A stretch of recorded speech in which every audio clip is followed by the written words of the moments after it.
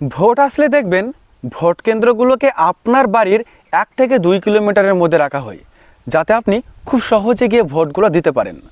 তারপরেও যদি কেউ ভোট দিতে যেতে না পারে, তাহলে তার জন্য স্পেশাল গাড়ির ব্যবস্থা করা হয়।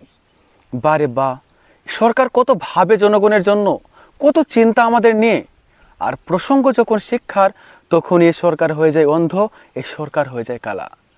এসএসসি, ডাব্লিউবিপির মতো এক্সামগুলো দেওয়ার জন্য আমাদের যেতে হয় 500 থেকে 600 মিটার পর্যন্ত পথ।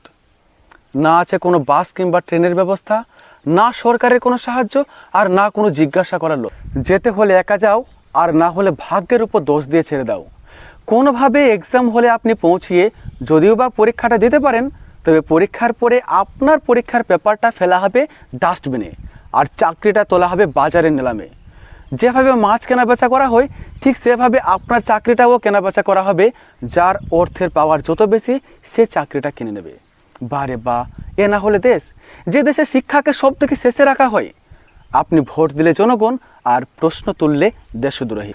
এই দেশ ততদিন না পর্যন্ত ডেভেলপমেন্ট হবে, যতদিন না পর্যন্ত এই শিক্ষা ব্যবস্থার পরিবর্তন হবে। তাই ভোট দেওয়ার আগে আপনি সরকারকে প্রশ্ন করুন, আপনার শিক্ষার সময়ে সরকার কোথায় ছিল? জয় হিন্দ।